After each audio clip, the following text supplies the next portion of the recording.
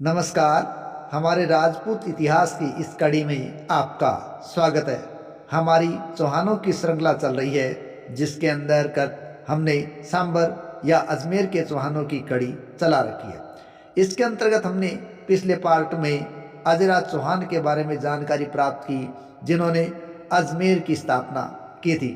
तत्पश्चात उनके बाद शासक बनते हैं अर्णोराज, जो अपने पिता के नक्शे कदम पर चलते हुए चौहान वंश को उत्तरोत्तर प्रगति की ओर ले जाने में कामयाब होते हैं। तो आइए आज की कथा जानते हैं, अर्णोराज की कथा। अजय राज है, उसके बारे में जानकारी मिलती है कि उसने स्वयं राजगद्दी है उस पर अर्णोराज को बिठा दिया और स्वयं स्वर्ग प्राप्ति की लालसा में सांसारिक जीवन का परित्याग करके जंगल में या यूं के पुष्कर तीर्थ के जंगलों में रहने लगे और वहीं तपस्या करके अपना शेष जीवन उन्होंने बिताया था। ये जानकारी पृथ्वीराज विजय से प्राप्त होती है। खैर, उनके पुत्र अर्णोराज भी एक शक्तिशाली और महत्वाकांक्षी शासक हुए। उनके अभिलेखों में उनको महाराजा धीराज, परमेश्वर, परम भट्टारक आदि गौरवपूर्ण उपाधियों से सम्मानित किया गया है। वास्तव में विग्रहराज चतुर्थ और पृथ्वीराज तृतीय के दिनों में चौहान राज्य का जो सर्वोत्मुखी विकास हुआ था, हकीकत में उसका बीजारोपण तो अर्णोराज ने ही कर दिया था। उन्होंने कई विजय प्राप्त की, तो उनमें देखिए सबसे पहले तुर्कों पर विजय। अर्णोराज ने तुर्कों के ऊपर विजय प्राप्त की। अर्णोराज के गद्दी पर बैठने के कुछ समय पश्चात लाहौर और गजनी के यामिनी तुर्कों ने अजमेर पर आक्रमण कर दिया था। नगर के बाहर मैदान में भयंकर युद्ध हुआ, जिसमें तुर्क सेना बुरी तरीके से पराजित हो गई थी, लेकिन चौहानों ने फिर भी उनका पीछा नहीं छोड़ा।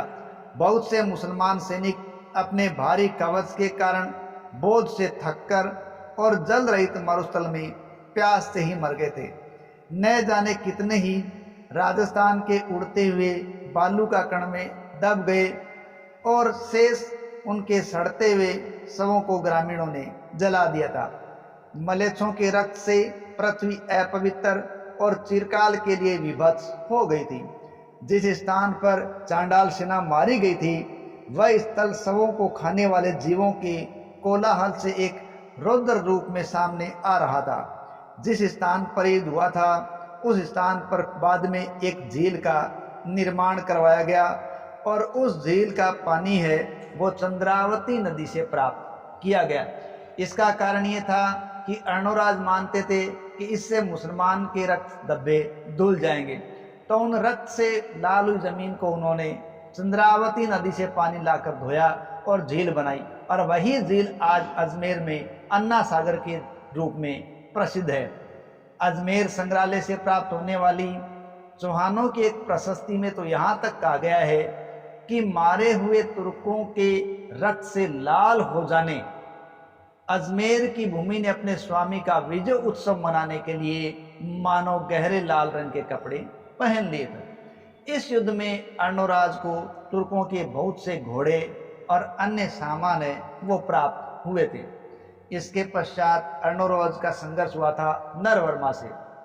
अर्णोराज के समय परमारों की शक्ति काफी कमजोर हो चुकी थी और अर्णोराज एक साम्राज्यवादी व्यक्ति थे।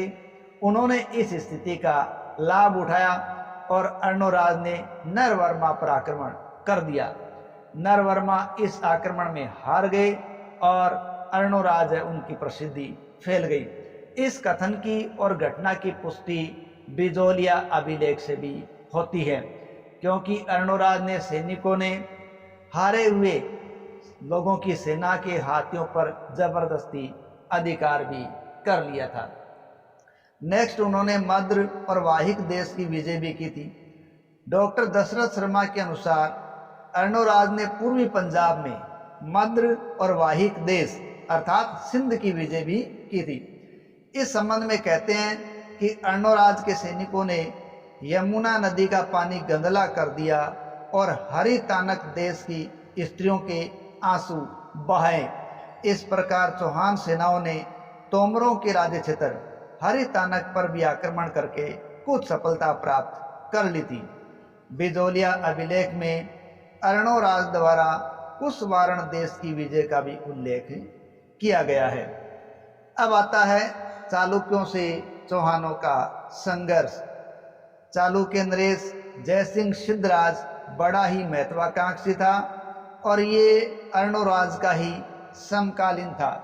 देखिए, अर्णोराज है वो अजयराज के पश्चात शासक बने थे और उन्होंने स्वेच्छा से राज्य सौंपा था। उस राज्य पर 1133 ईस्वी से 1155 ईस्वी तक शासन किया था।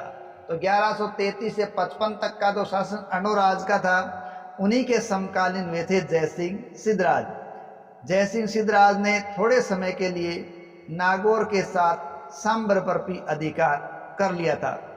इन प्रदेशों को पुनः प्राप्त करने के लिए अर्णोराज ने जयसिंह पर आक्रमण कर दिया। जैन ग्रंथों से इस बात के बारे में जानकारी मिलती है कि इन दोनों के युद्ध में चालुक्य नरेश जयसिंह सिद्धराज को सफलता मिल गई और अर्णोराज को जयसिंह की अधीनता स्वीकार करनी पड़ी। लेकिन अंत में जयसिंह ने अर्णोराज के साथ अपनी पुत्री का विवाह कर दिया और अर्णोराज से मित्रता स्थापित कर ली। जयसिंह ने संभवतः तात्कालीन मालवा के कमजोर शासक यशोवर्मा के क्षेत्रों को प्राप्त करने और साथ ही साथ चौहान शासकों को शांत रखने की दृष्टि से उनके साथ वैवाहिक संबंध स्थापित किए होंगे, परंतु इस वैवाहिक संबंध के परिणाम दीर्घकाल तक अच्छे नहीं रहे, क्योंकि जयसिंह सिद्धराज की जब मृत्यु 1142 में हो गई तो उसके उत्तराधिकारी कुमारपाल से अर्णोराज का संघर्ष पुनः शुरू हो गया था।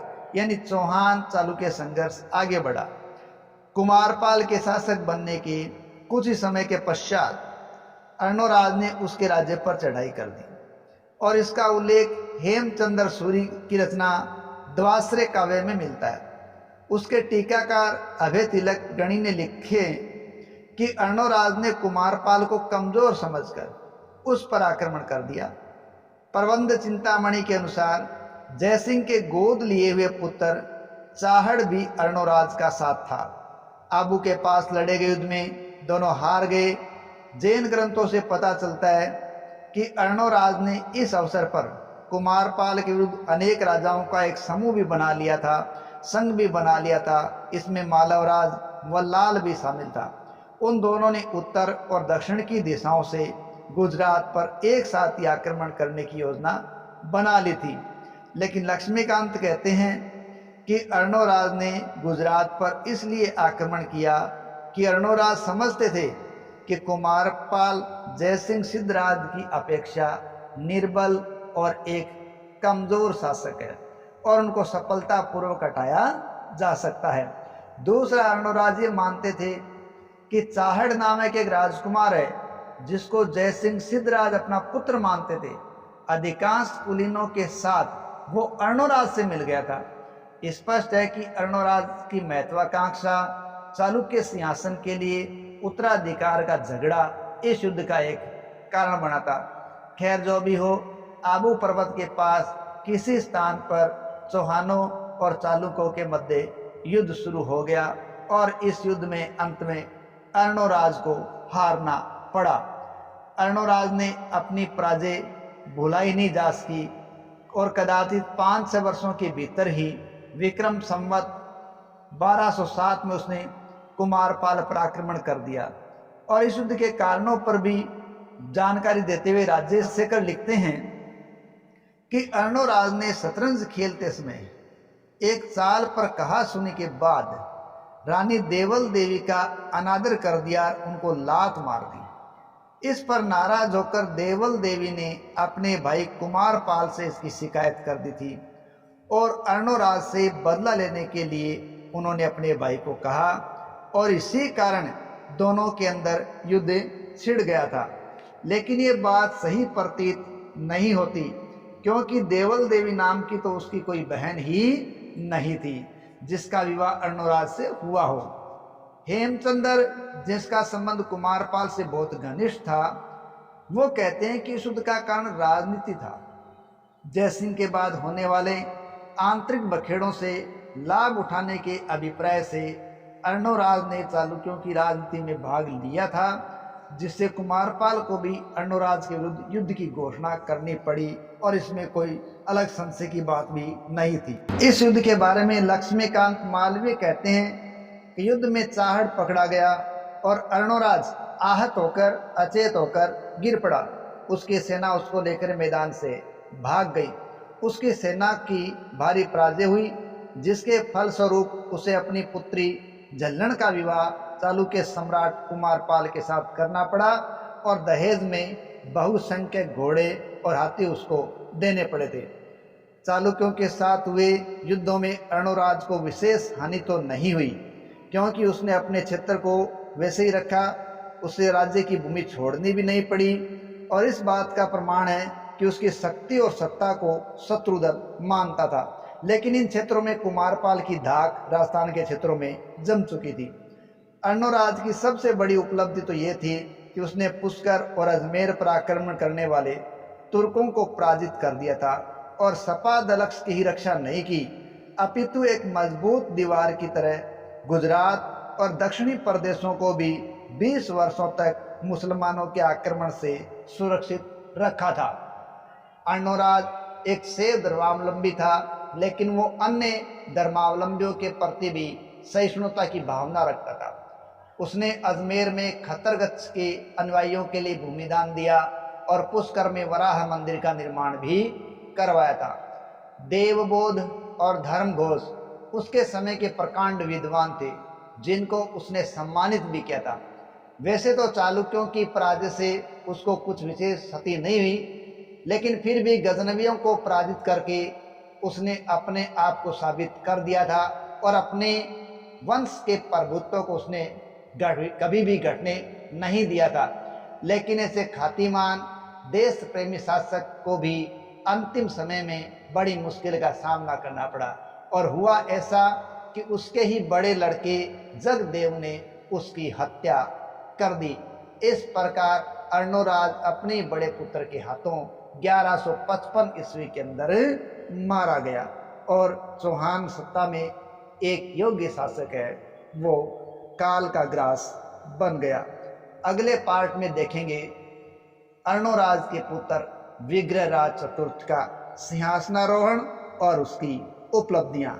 साथ ही साथ जान लेते हैं अर्णोराज के द्वारा बनाई गई झील अन्ना सागर के बारे में। यह अन्ना सागर झील नाग पहाड़ और तारागढ़ के मध्य में स्थित है और इसका निर्माण क्यों करवाया गया ये स्पष्ट हो चुका है। और ऐसा माना जाता है कि बिजोलिया शिलालेख की माने तो 1133 से लेकर 1137 के मध्य इसका निर्माण हुआ था, जबकि पृथ्वीराज रासो जो कि चंद्रप्रदाय की रचना है उसके अनुसार ये 1135 से 1137 ईस्वी के मध्य बनकर तैयार हुई थी। जहांगीर ने इसके पास में ही शाही बाग या दौलत बाग बनवाया। इस उद्यान को वर्तमान में सुभाष उद्यान के नाम से जाना जाता है और सुभाष उद्यान में ही कहा जाता है जहांगीर की पत्नी नूरजहां की मां अस्मत बेगम ने गुलाब के इत्र का आविष्कार भी किया था। और इसी अन्ना सागर झील के किनारे मुगल शासक जहांगीर के पुत्र शाहजहां ने बाद में 5 दरी का निर्माण करवाया था। इस प्रकार ये अन्ना सागर अर्णोराज की कथा भी कह रही है। इसी के साथ आज की कथा समाप्त करते हैं। जुड़े रहिए हमसे और आगामी कड़ी का कीजिए इंतजार। तब तक जय हिंद, जय भारत।